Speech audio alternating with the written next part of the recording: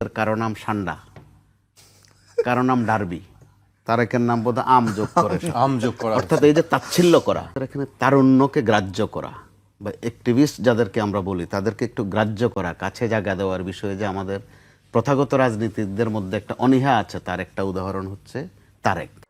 অথবা আমি যদি নাম বলি আরো এনসিপির যে নেতারা যারা বৈষম্য বিরোধী ছাত্র আন্দোলনে ছিল, আপনি তাদের বিষয়ে কিন্তু এরকম একটা খেয়াল আছে যে আপনি খেয়াল করে দেখেন তাদের কারো নাম সান্ডা, কারো নাম ডার্বি, তারেকের নাম বোধ আম যোগ করে আম যোগ করা অর্থাৎ এই যে তাচ্ছিল্য করা।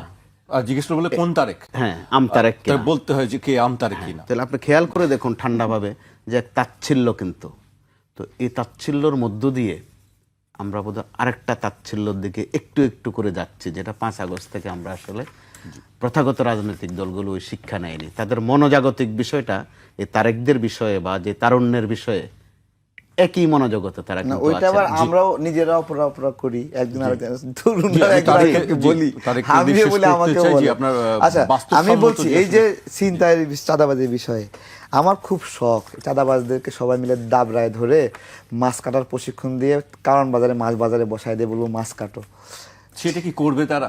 হ্যাঁ হ্যাঁ, এটা তো পরিশ্রমের কাজ। করতে হবে, না করলে দৌড়ের উপর থাকবে, একবার সোজা বিষয়।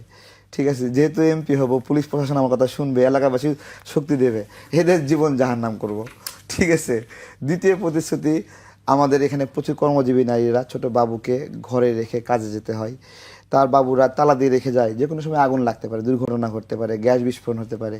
এখান থেকে মুক্ত দেওয়ার আমার জন্য একটা খুব ইচ্ছা আছে, প্রত্যেকটা ওয়ার্ডে একটা করে শিশু কেন্দ্র করব। আমার মায়েরা তার ছোট বাবুকে রেখে কিছুটা কাজ করতে পারবে। আর খুব করে দেখছি এখন যে মুক্তিযুদ্ধ নিয়ে খোঁচায় খোঁচায় কথা বলে আকারে ইঙ্গিতে, যখন যে মুক্তিযোদ্ধারা বেঁচে আছে, যারা মারা গেছে আল্লাহর রাস্তে, যারা বেঁচে আছে তার জীবদ্দশায় যখন স্বাধীনতার বিরুদ্ধে, মুক্তিযুদ্ধের বিরুদ্ধে নতুন করে ইতিহাস বিকৃতিকর কথাবার্তা বলা হয়, তাদের মানসিক অবস্থা কি হয়?